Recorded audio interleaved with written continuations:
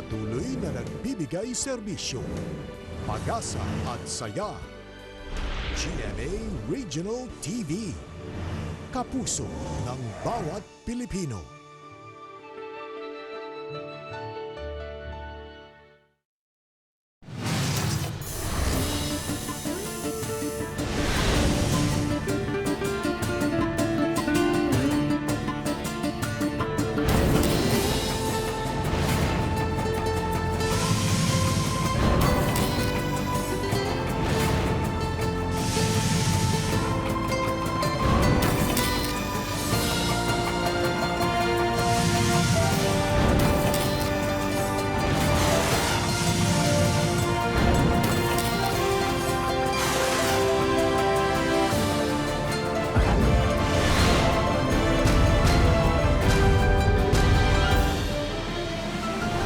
Ang GMA Regional TV Balitang Bisdak.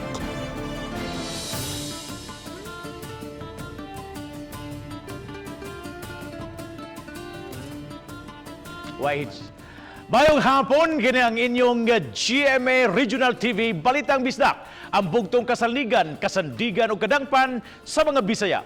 Ako si Bobby Nalsaro. Nga maghatod sa labing dako og mga nagunang balita nga minungdanon sa Central ug Eastern Visayas. Alan Domingo. Cecil Quibod-Castro live sa GMA Complex sa Dakbayan sa Sugbo. Exclusive! Human na sikop ang nagpailang kawani sa Lapu-Lapu City Hall sa mga bypass operation, gipaubos sa kinarit nga drug test ang tanang mga empleyado. Patay ang piniriso sa Mandawi City Jail, human giingong gidunggab sa kaubang binilanggo. Sikop ang usa ka inahan, human giingong nilumos sa iyang 11 pakabuan nga anak.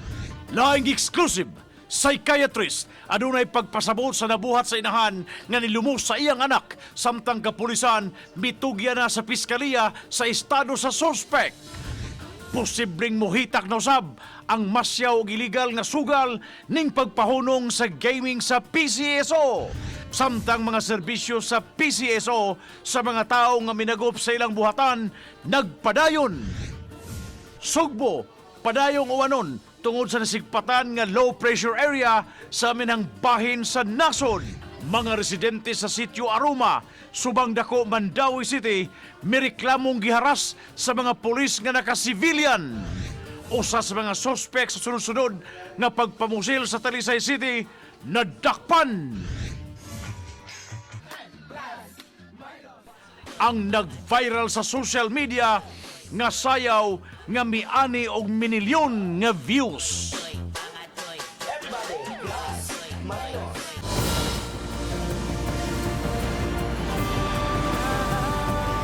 Kini ang GMA Regional TV Balitang Bisdak. Masyaw gupang pangmatang sa illegal nga sugal, gipalantawan nga maghitak nunot ning pagpahunong karon sa tanang matang sa sugal ubos sa Philippine Charity Sweepstakes Office PCSO. Subay nini mibahad ang Police Regional Office 7 nga gukdon ang mga tao nga nalambigid sa illegal nga sugal. Samtang mituman raman ang mga loto outlet sa direktiba ni Presidente Rodrigo Duterte sa pagpahunong sa ilang operasyon. Ani ang report. Sa kinatibukan, mituman ra ang mga luto outlet sa rehiyon human pahununga sa presidente ang ilang operasyon. Naglakip kini sa STL, Swertres ug uban pang mga duwa ubos sa PCSO. Sagad sa mga operators, voluntaryo nga mitak-off sa ilang mga outlet. Hinuon, gisusi usab kini sa kapulisan kung tinuod ba silang mituman. Actually, katong uban ana, di volunteer. Diba, giadtuan sa pulis, di volunteer, di no already na i-close. Ang gibuhat lang namo, to give emphasis, bawat outlet, bisag na sa Daplin, butangan yun og word na close. Katong uban, mga dagko, gibutangan og kanang police line na X. Samtang posibleng musiaw na usab ang illegal numbers game. Human gihunong ang mga sugal ubos sa PCSO. Lakip na nini ang masyaw, hantak, tigbakay ug ubang matang sa illegal nga sugal. Apan mibahad si Police Brigadier General de Bolsinas nga gukdo nila mga taong malambigit sa illegal nga sugal. Miawhag ang kapulisan sa publiko nga makig-alayon kanila kon masayod nga adunay naglihok nga illegal nga sugal. Aside sa illegal drugs, we'll have also to refocus sa illegal gambling na to. Karon, mas dali na lang manakop. Kasi tanan naman. Di naman ta cleared pa sa PCSO kung ka mag-cleared kung kuan. Usa lang ang wala na mo gibantay namo na dili ma-close is katong gi-issue sa sa games sa amusement board. Uban ni Jun Sulon, ako si Alan Domingo. Balitang Bisdak. Mga residente sa sitio Aroma, Subang Dako, mireklamo sa matud pa pagpangharas ngadto kanila, usa sa mga katuyuan ni matud pa maong pagpahawa gyud sa ilang gipuy-an karon, pabora sa miangkong tag-iya sa luna. Ang report ni Nico Serino. Gibati o kabalaka ang mga residente sa sitio Aroma sa giingong pagpangharas kanila. Niadtong weekend giingong misong ang mga pulis nga nakasibilyan. Giadto ang bilyaran sa sudlunon nga bahin sa maong komunidad. Gipahukas mi, nya gipahabo among kwarta. Nya nangutan na sila nga membro ba daw mis kabataan party list. Ingnan mi nga wa mi kay bawa na unsa na siya. Upat ka mga tao ang gidakop gumikan sa illegal gambling.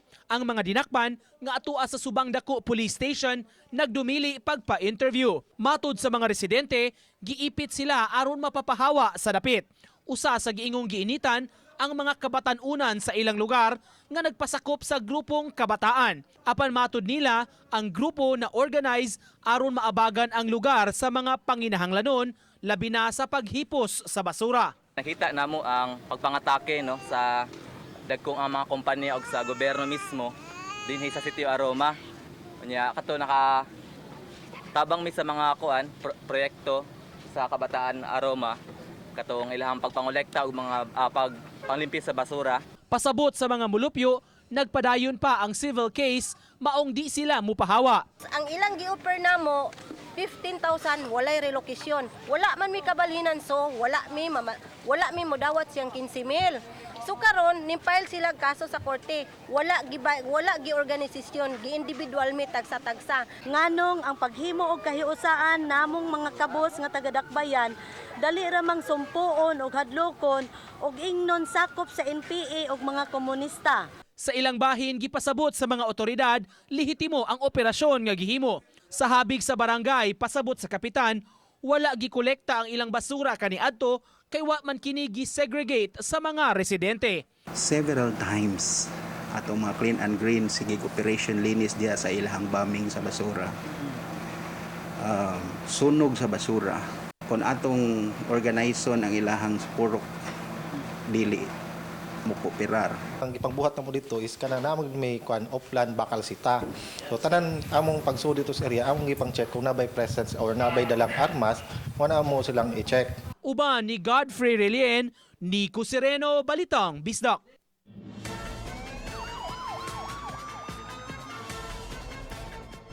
Aduna na mga suspek ang dalisay City Police sa sunod-sunod nga pagpamusil sa dakbayan. Gani usa sa mga suspek na dakpa na sa masakop sa Provincial Intelligence Branch sa Cebu Provincial Police Office. Si Chona kanyon sa report. It points to Gipahibaw ni Major Orlando Carag Jr. Happy sa Talisay City Police Station nga aduna na sila suspect sa pagpusil patay kang Jerusalem Berbo ni adtong July 12 sa usa ka apartment sa barangay Kansohong. Gani nakuhaan sa CCTV camera ang mga suspect atol sa hitabo. Naila nga ang 21 anyos nga si Divine Dandan kanhi kaipo ni Steve Go o Girly Luwagi nga napatay sa buy-bust operation. Sa video si Dandan kauban ni Jersey Ge ang suspect sa maong pagpamusil. Si Dandan nasikop ni adtong Huwebes sa mga sakop sa PIB atol sa usa ka buy-bust operation. Samtang si Sige napalgang patay nga gitaptapan ug gigaid sa poste sa Kampo 4 ni adtong Biyernes. it points to only one group. Na yung group na yon ang nakikita kong commonality is the involvement nung babae na sinasabi kong nakita dun sa crime scene nung July 12. Midugang si Carag nga dako ang posibilidad nga ang grupo gihapon ni Divine ang nagpaluyo sa pagpatay kang Renante Otero kinsa gibitay sa usa ka taytayan sa San Isidro ug Jimbo Gadiano sa may barangay Lagtang. Gihulagway sa opisyal nga konektado silang tanan sa drug lord nga si Luwage. Sa pagkamatay ni Luwage, nagunay na sila og nag-ilog kinsay mangu sa pundok. That lady ay naaresto na on July 25 by another unit.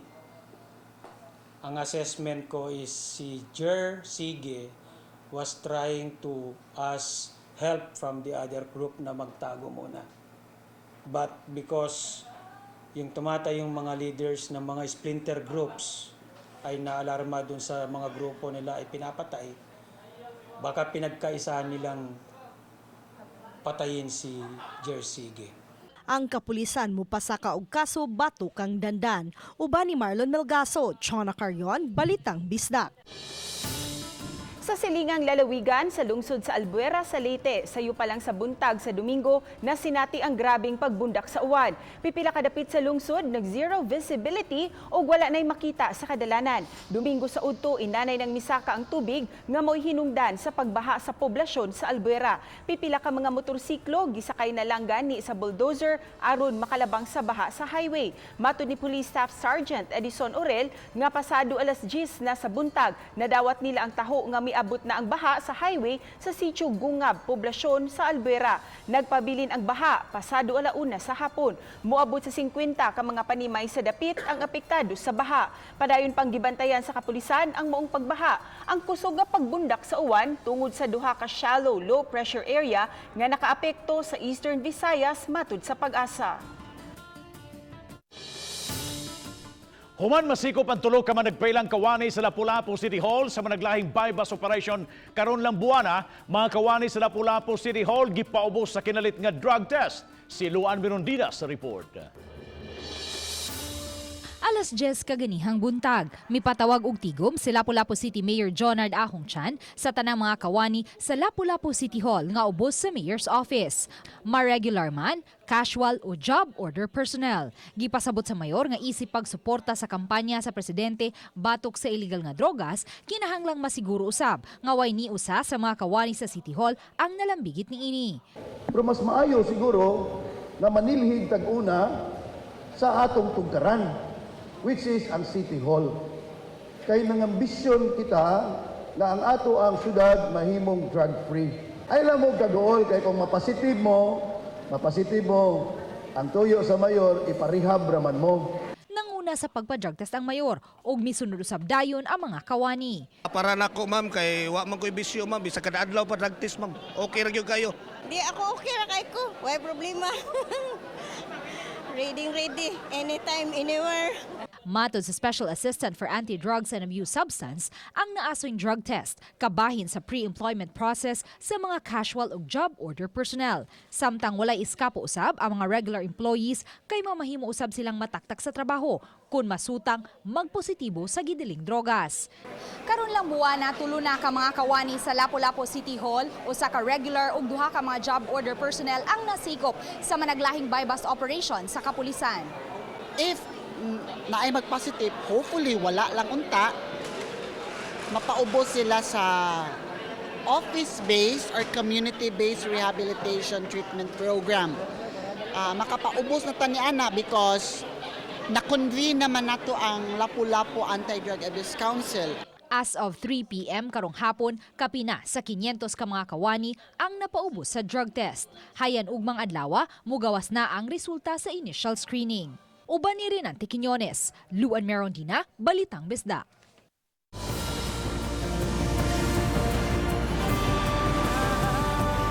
Kini ang GMA Regional TV Balitang Bisdak.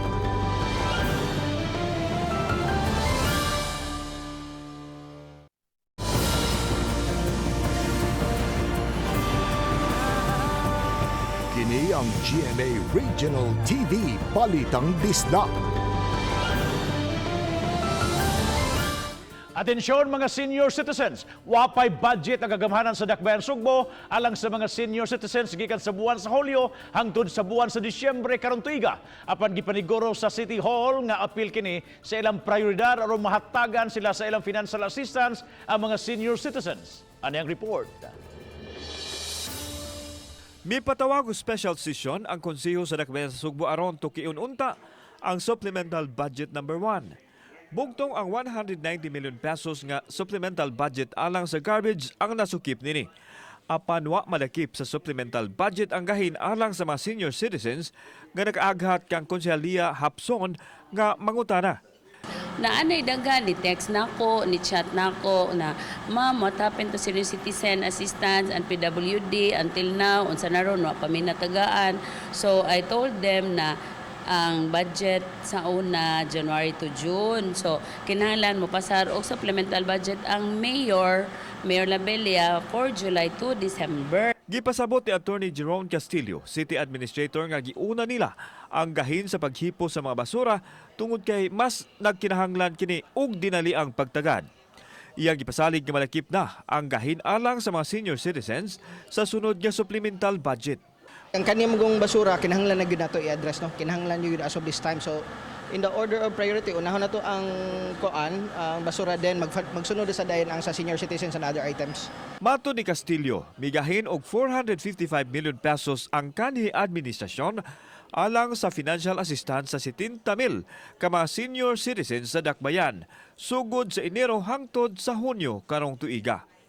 Dili ingon dili makadawat, we will provide a supplemental budget for July to December to fund the disbursements for those months. So matakon ni the soonest time possible, priority man na sa mayor.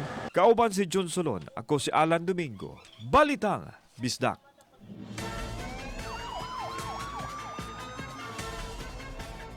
Usa ka kalabira nakita dapit sa baybayon sa barangay Paknaan, Mandawi City. Napalgan ang maong kalabira sa pipila ka mga mulupyo sa dapit. Nangita unta sila ni adtong higayuna og mga kinason apan nakugang sila dihang nakitaan ang kalabira. Daling gidala sa usa sa mga residente ang kalabira og gidagkutan og kandila. Gireport sa dayon nila kini sa kapulisan. Hingpit nga napasirad-an ang 117 ka mga small town lottery o lotto outlets sa Dakbayan sa Lapu-Lapu, lakip na sa isla sa Ulango. Moabot sa 42 ka mga lotto outlets o 75 ka mga STL ang napasirad-an sukad ni atong Sabado. Malinaw na hinuon kini nga napihigayon. At the same time, magod to sa pagpasira, naghimo po tao campaign against mga other illegal gambling activities. Aside from numbers game, no, katong gipasira na to. So nagpakandak po tao campaign against other forms of illegal gambling. So naapot tayo na dakop, nanakpan nga nagmadyong. Samtang sa Ormoc City, sa silang lalawigan na gihapon na sa Leyte, gitasagtag sa og galibot sa kapulisan sa Dakbayan sa Ormoc ang mga lotto outlets nga nahimutang sa Dakbayan na upan sa natala sa Ormoc PNP. Miabot og 79 ka mga lotto outlets ang ilang napasiradan og naglakip sa mga lotto outlets sa mga malls. Gipasara na usab sa kapulisan ang mga lotto outlets sa Tacloban City.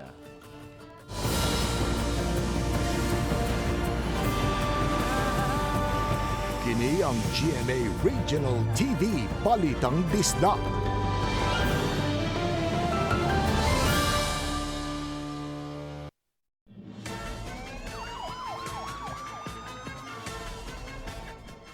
Arestado kining usa ka inhan nga gingong tuyok lumos sa wapay tuigan niyang anak so pabalde nga puno og tubig diatong weekend. Namatay gyud ang bata. Si Nico Serino adunay live update. Kabahin ni Nico.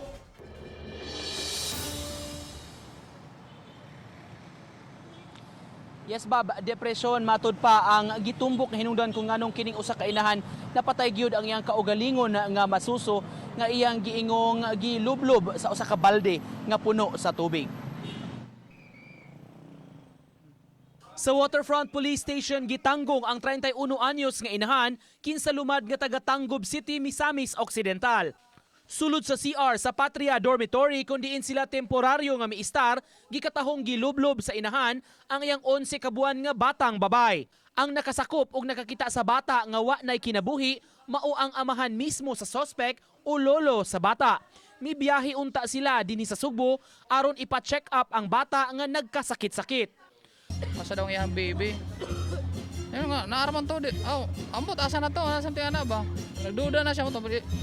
Dagan siya nga to sa ko. Ngayon, sa murag kulbaan siya. Ito siya sa ilang CR.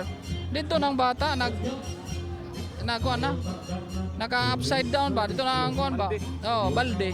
Dayon gikuha sa katong yan lolot. Ang inahan sa sospek o lola sa bata, mipasabot, dunay problema sa pangisip ang iyang anak ug buot niyang masusi sa doktor. Tungod sa mga problema ug sa kondisyon sukad kini mga anak, giingon nga nagka-depresyon ang inahan.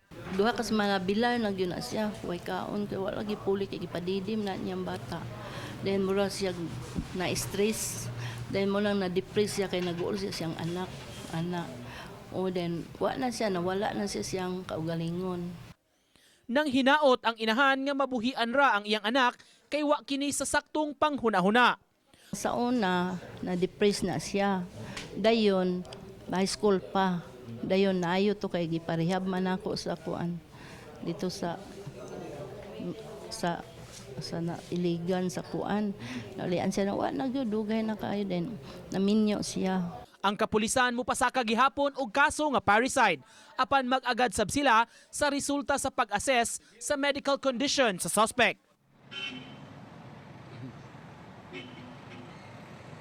Karong hapon bab nasugda na sa sakop sa Waterfront Police Station ang pagpasaka og kaso batok sa maong inahan. Nadakit na ang maong kaso apan ipadayon ugmang adlaw ang kinatibuk ang proseso niini adto sa Cebu City Prosecutor's Office. Gibutyag ni Major Pumarejos nga sa pagkakaroon ana pasab sa Tambalanan ang maong inahan. Gidala nila dito sa ospital ang maong suspitsado gumikan kay matud pa nag-wild kini sulod sa selda ni atong miaging gabi alang lang sab sa iya sab nga ka safety ingon man sa iyang makauban sulod sa maong bilangguan. Bob. Huwil ka sa complainant niko kisay mo complain katong apuhan. Sa pagkakaroon bab ang kapulisan ang mi-act as complainant tungod siya atong interview atong sa inahan sa mga suspect o bali apuhan sa bata. Wa man gid siya plano bab nga mo file og kaso kay nakasabot siya matud pa sa kondisyon sa iyang anak nga miagi na sab og stages of depression kaniadto. Ang kapulisan ang taga Station 3 ang mi-act as complainant niining maong kaso.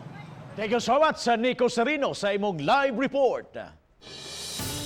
Subay sa mga balita, ang 11 kabuan nga masuso posibleng giugbok o giparok ang ulo sa balde tungod sa naangkon ini nga blunt traumatic injury.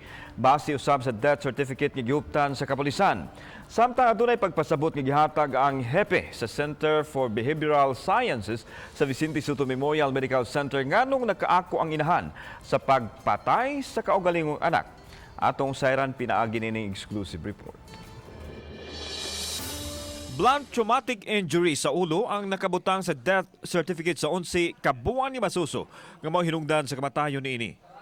Kini ang gisukip sa Police Station 3 sa Cebu City Police Office sa kasong parricide nga ilang ipasaka batok sa inahan sa bata nga giingong mipatay siyang anak. Posibleng giugbok ang ulo sa balde nga dunay sulod nga tubig hinungdan sa kamatayon niini. Initial information na ginakuha namo, initial investigation nga giparok niya ang bata sa balde. Kuan gid siya niya, giubo na tubig. Gidala na sa Vicente Soto Memorial Medical Center ang inahan kinsa posibleng wa sa iyang tarong nga paminsar. Apan matod sa kapulisan nga ang piskalya na ang bahala sa pagdeterminar sa estado sa pangisip sa suspect.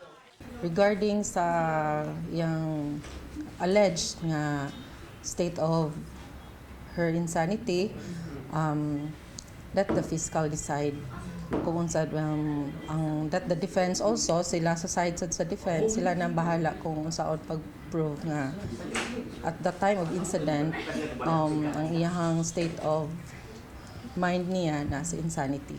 Samtang adunay pagpasabot ang batid sa paghiling sa estado sa pangisip o psychiatrist nganong napatay sa inahan ang iyang anak. Lakip na nini ang postpartum psychosis.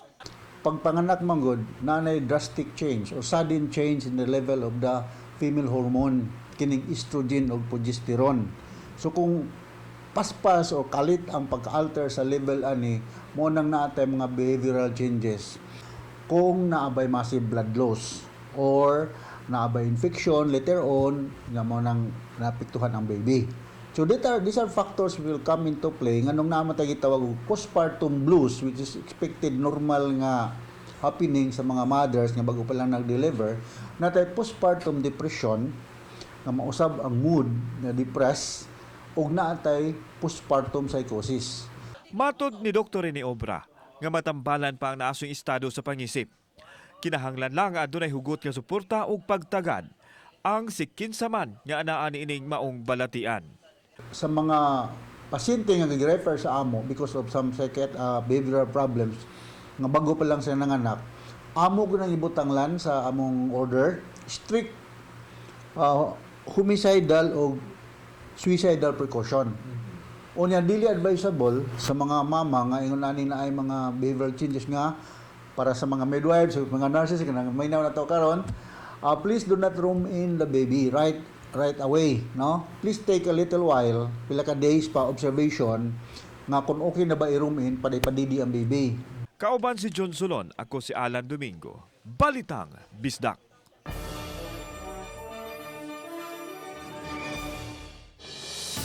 Mga persons with disability padayong naningkamot aron makadawat sa saktong mga benepisyo ug pakigbisok batok sa diskriminasyon nga nasinati sa ilang sektor. Si Jonah Carion sa RTV Presents.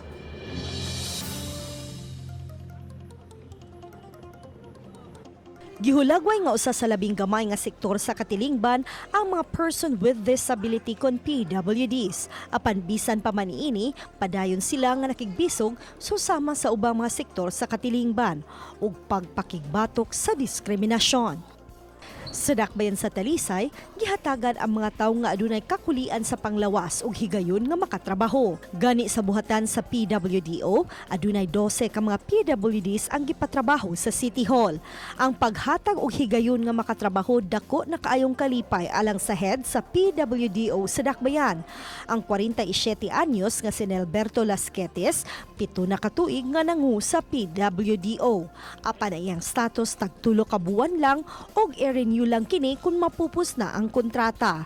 Apan ang iyang kauban, tag 15 kaadlaw hangtod usa ka buwan isip job order personnel aron mahatagan usab og higayon ang ubang PWD nga makatrabaho. Once ma-PWD ka, basically mo ma-feel hopeless man gid ka to start, diba? Then all of a sudden, napaday trabaho nga naapaday para ka sa mga. So basically mo na manggibati malipay then na panog paglaom. Usa sa pangindahay ni Lasquetes ang unta mamahimo silang regular employee sa City Hall. Lain niyang panghinaot nga may tukurong PWD center din mabaid ang ilang skills nga makatabang kanila sa pagpangita og disenteng trabaho. Na-recognize na gid nila ang mga persons with disability as one sector, is Talisay. And although not dili man sa tanan namang mga ikinahanglan mahatag ra dayon, but at least di lamig ipaminaw.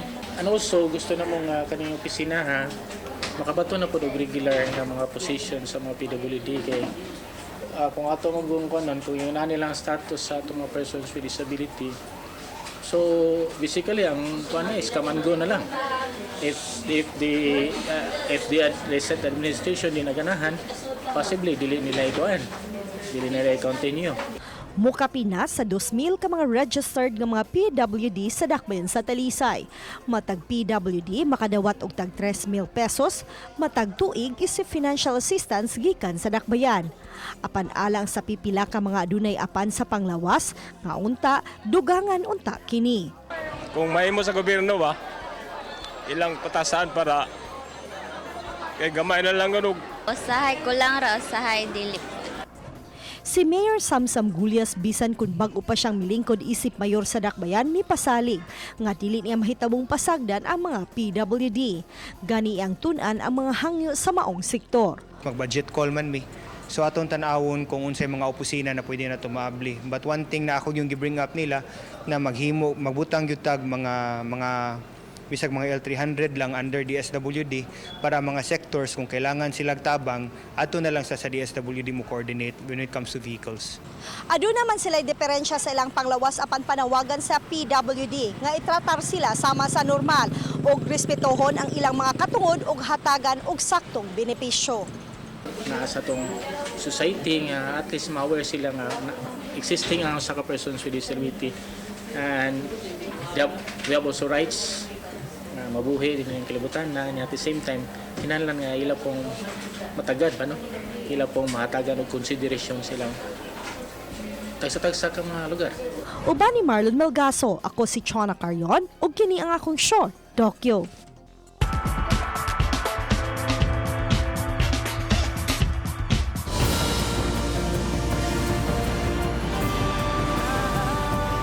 Kini ang GMA Regional TV Balitang Bisdak.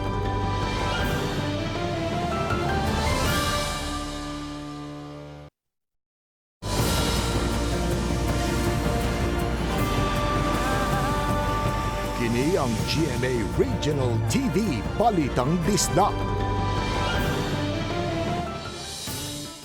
Nagpadayon gihapon ang serbisyo sa Philippine Charity Sweepstakes Office PCSO ngadto sa mga tawo nga mudangop sa ilang buhatan. Wa mapiktuhay ang serbisyo sa maong buhatan bisan pa sa pagpapahunong sa mga sugal nga ubos nini. Ani ang report. Sama sa naandan na agyapoy mga taong nangayo og tabang sa buhatan sa PCSO. Si Anita Salunoy nagkinahanglan og hinabang pinansyal alang siyang hemodialysis. Dako kaayo og ikatabang ang 10,000 pesos nga gikan sa PCSO. Ingon usab niini ang ipadayag ni Lula Prudencia. Usa ka tuig na siyang nagdialysis ug ang PCSO usab ang iyang kanunay dangpan. Nabalaka sila nga maepektuhan ang tabang gikan sa PCSO galing dili na gyud ibalik ang operation sa mga duwa nga mao'y usay gikuhaan sa pundo alang sa charity. Mag-uol gad pero di man siguro na gipahunong nga idayon jud.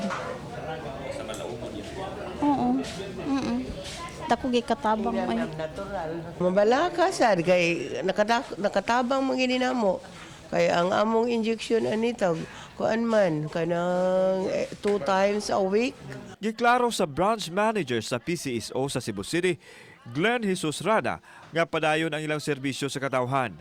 40 ngadto sa usa ka katus ka mga tawo gikan sa nagkadiyang dapit ang mudangop sa ilang buhatan matag adlaw. Sa katong muarian sa among mga opisina o sa ubang opisina sa PCSO nga mga tabang, as of now wala ang instruction sa amo is to continue sa atong charity services, no. So as of now karong adlaw na tay mga pasyente diri sa Cebu branch nga nangayo og tabang. Moabot sa 50,000 pesos ang maximum nga mahatag nga tabang sa PCSO sa usa ka pasyente depende sa case rate o status nini. Karon nga gihunong na ang game operation, wa na sila'y koleksyon busa ang central office na ang mohatag sa funding. Samtang aduna usay panawagan ang PCSO alang sa mga lotto winners. Ang katupod sa siguro mga lotto winners katong nakadaog atong namalit sa pagka-Biyernes, tagui lang ninyo inyong ticket, bantayi lang nga dili mainitan, dili mabasa kay mao man ni makadaot. Anyway, ang kaning mga tickets na to na ni siya validity na 1 year. So after 1 year pa ma-forfeit. So later on kung kanus aman hopefully mabalik na ang loto, pwede na ito mapailisan. Kauban si John Solon, ako si Alan Domingo, Balitang Bisdak.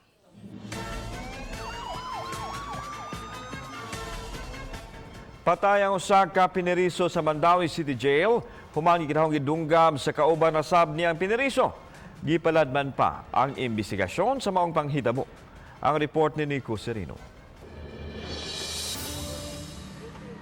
Sa Mandawi City District Hospital gidala mag-alas 11 kaganiha ang piniriso gikan sa City Jail. Apan wa na siya masalbar ug nakabsan gyud sa kinabuhi. Sul-o pa niya ang iyang sapatos ug jersey samtang gadua og basketball dihang giingong may miatake kaniya. Giila sa kadagkuan sa prisuhan ang namatay nga si Romy Ramas, lumad nga taga Barangay Ermita. Nabilanggo siya gumikan sa kasong drogas. Ang mga residente sa gawas sa prisuhan nakadungog og buto-buto sa wala pa ang insidente. Pila ka buto? Tulo. Tulo ka buto? Dayon. Ngorto nya pagka taod-taod mo to na ning kuanda gawas nga gahigda na nga kuan kikarga nga to. Giimbestigahan na sa parehong kapulisan ug sa BJMP ang hitabo. Matod sa assistant warden, biktima sa pagpanunggab si Ramas. Gisuta pa kinsa ang responsable sa krimen nga nahitabo sa roof deck sa bilangguan sa ilang basketball court. Possible nga naa siya kontra sa sulod nga siguro naa sila mga personal dito nga away sa sulod but dili pa jud ingato ka sigurado kay mag-investigate pa pud mi. We will direct them to submit to us kasi para separate ang investigation para walay bias. Gipangita pasab ang murder weapon nga gigamit. Wala man sad mi nakadungog gud og kanang buto dito sa sulod kay naaraman ko diri ganina sa admin god. Nagkalit og radyo dito nga naay incident ko no. So kung buto jud do siya, supposed to be unta kusog ang ano niya. Ang pamilya sa namatay nakugang sa nahitabo. Wa sila'y kasayuran kung unsay motibo sa insidente. Kalitan, wa mi kasabot. Igo lang mi sa hilak, maura. Nangani mi, wa man mi pasudla. Baybaw na mo, nangaril mi dayan. Susi mi unsay kuan. Maura may istorya. Nunot sa nahitabo nga insidente, temporaryo una nga gikanselar sa kadagkuan sa City Jail ang mga dalaw ning maong pasilidad. Mag-agad pa sila sa kamanduan sa ilang regional office kung kanus-a kini ipahibalik alang sa pamilya sa mga persons deprived of liberty. Uban ni Godfrey Rilien, Nico Sireno, Balitang Bisdak.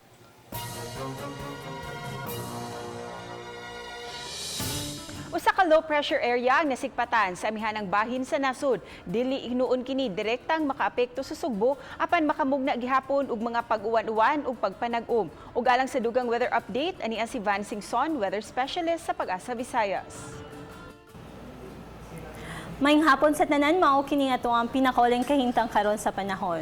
Natay usa ka low pressure area nga ato nasikpatan na karon nahimutan sa may 380 kilometro dinhi sa kasadpan sa Dagupan City, Pangasinan.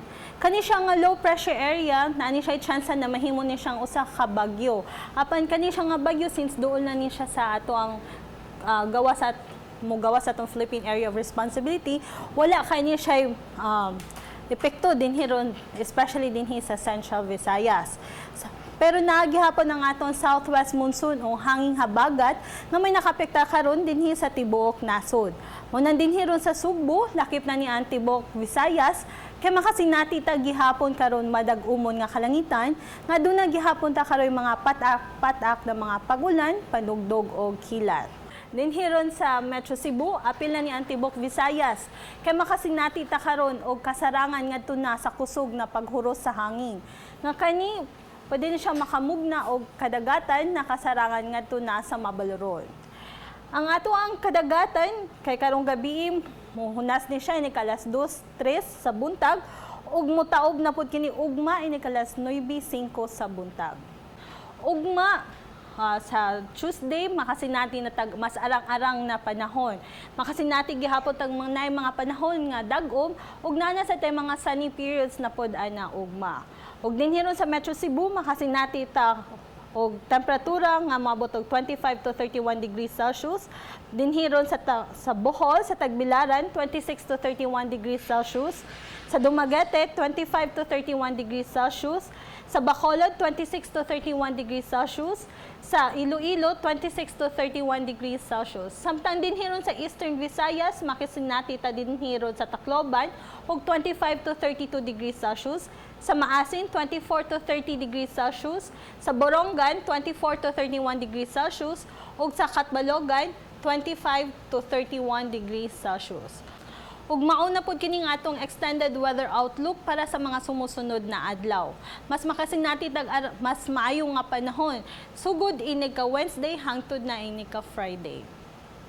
Ang adlaw kay musilang na pod ugma ini kalas 5:33 sa buntag.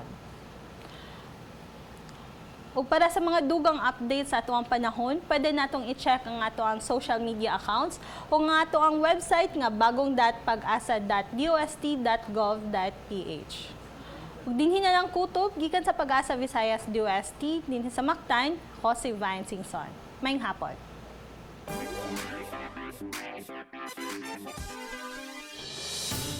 Mga kapuso, adunay mga tao nga misikat apan dili artista kay ang uban nila sa social media. Misikat tuod gumikan sa ilang kaugalingong pakulo. Sama na lang nining pipila ka mga individual nga natagad tungod sa ilang linahi nga mga dance moves. Busa mga kapuso, ato kining sayran, pinaagi nining report. Adunay linahing dance moves ka ba mga kapuso? Sama na lang niining usa ka lalaki nga viral karon sa social media tungod sa iyang pagka-energetic mo kiay-kiay. Mura bag times 5 ang iyang energy kung ikumpara sa iyang partner sa pagsayaw.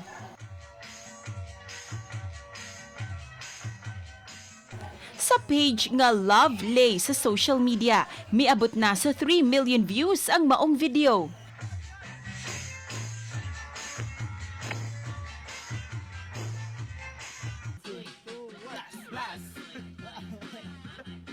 Samtang laing pakuluusab ang gibuhat ning usa ka lalaki diin iyang gibida ang Mathematics Dance Challenge.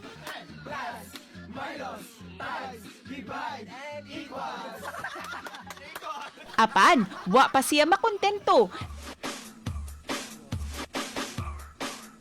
Kay may gihimo pa siyang full choreography sa maong dance challenge uban ng iyang mga higala.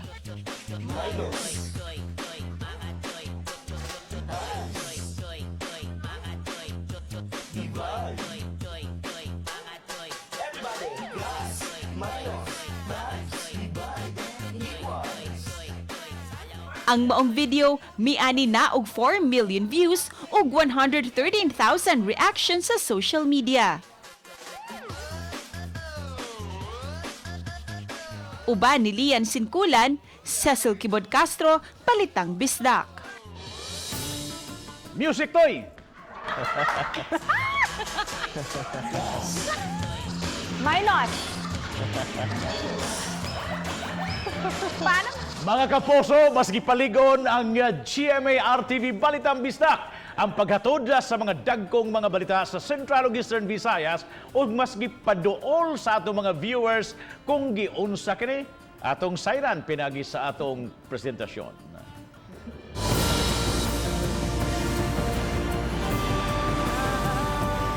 Kini ang GMA Regional TV Balitang Bisdak. Going back to our Communication 101, ang mga elemento sa news mao ang prominence. Buti pasabot ang mga tao nga naglangkob sa balita. Timeliness ang gikusgon sa pagkuha sa balita nato ug ingon man proximity.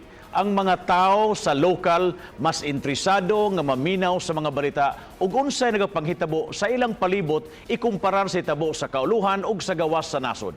Mao kana ang concentration sa Balitang Bisdak because local news matters for Central and Eastern Visayas viewers. Dili lang kita tulay sa kasayuran kundi kita usab ang agianan sa kausaban gikan sa grassroots o kinasukang dapit. Purok, sityo o barangay man masayran o makuha dayon nato ang mga kasikas diin diha dayon. Mapadangat nato ngadto sa mahingtungdan ang problema aron mapangitaan o dinali ang solusyon. GMA RTV Balitang Bisdak has been instrumental in the delivery of the biggest and most relevant stories in the community. And one of the clear manifestations of your trust in the program is your reaching out for us to air the concerns in your locality. And we have proven time and again your news is our news because local news matters. With our digital mobile news gathering facility, I am able to bring the much-needed videos and reports the latest gathered from the field. Akong mahatod ang mga labas nga mga panghitabo. Bisan asa nga lungsod, syudad o probinsya pa dinhi sa Central ug Eastern Visayas, basta naay dakong balita, andam namo kining adtuon, mapaambit lang sa mga viewers ang impormasyon nga ilang gikinahanglan. Aided with the new technology, I can now gather more stories. While we still have deadlines to beat, we are now able and capable of pursuing stories that are big, timely, relevant, and close to the hearts of the viewers in the region as they happen. Napamatud-an na sa GMA RTV Balitang Bisdak nga kita ang nagunang programa sa kinatibuk ang Central ug Eastern Visayas. Tungod kini kay wa kitay gipili nga oras o panahon nga mohatod sa mga dagkong panghitabo. Breaking stories knows no time.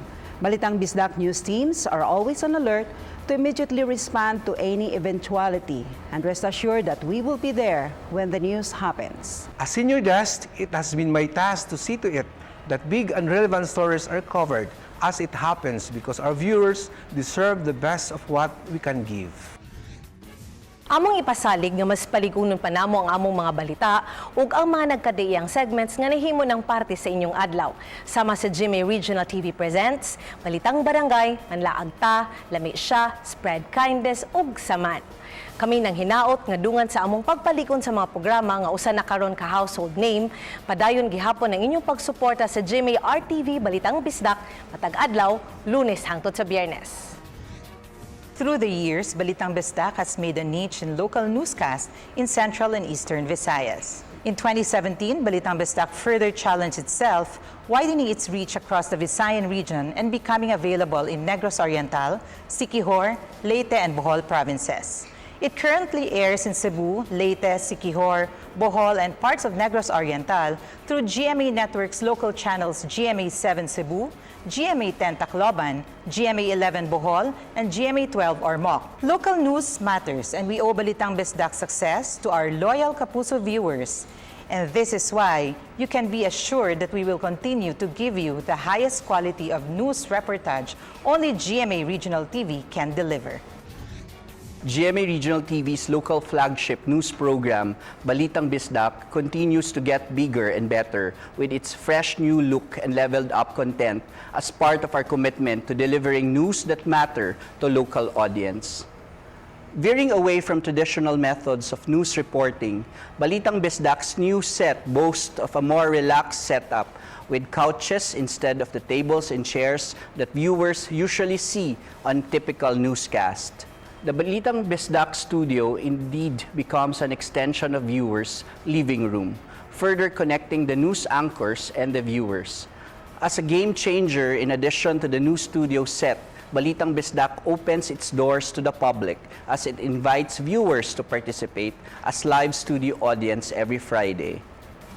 GMA Regional TV continues to innovate so that we can ride the waves of change.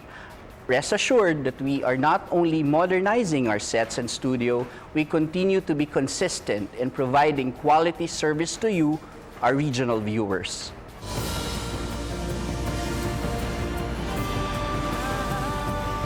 Kini ang GMA Regional TV Balitang Bisdak. Ses sa Kapusong Alan, aso sa ipahibaw sa atong mga audience sa GMA News TV, aside of Balitang Bisdak, ang Weekend News. Yes, ang Regional TV Weekend News. Matag Sabado ka na mga kapuso, every 5 p.m. sa GMA News TV channel. Doon ay mga contribution ng atong mga regional stations. Yes. From Luzon, Visayas, and Mindanao. So it's covered the entire the archipelago o niya labas yun nga mga balita gikan nila. Bridging the region across the nation. Yeah. Yes. Ug subay ni Ana, daghang salamat sa mitutok sa ato ang pilot episode nga dinhi gayud sa Sugbo gisugdan ang ato ang RTV Weekend News. Daghan kayong salamat sa mga positive nga feedback nga inyong gihatag kanamo mga kapuso. Tungod kay local news matters, daghang salamat sa mga kapuso nato nga naa sa gawas sa nasod nga nagpakisayod usab sa mga dagko mga nagunang balita sa rehiyon. Ako si Alan Domingo. Ugi ka namong tanan dinhi sa Central ug Eastern Visayas. Ako si Quibod-Castro. Murag comfortable ko kay ining atong. Of course. Makasandig-sandig na. Kini ang inyong GMA Regional TV Balitang Bisdak. Kundi ang inyong balita, among balita tungod kay ang matag lokal nga balita mahinungdanon. Ako si Bobby Nalsaro. Maayong hapon. Chika-chika na daw sa puno. Nindot uwi kay para makapahunan. So relax na. Very relax. Yeah. Lingaw ka?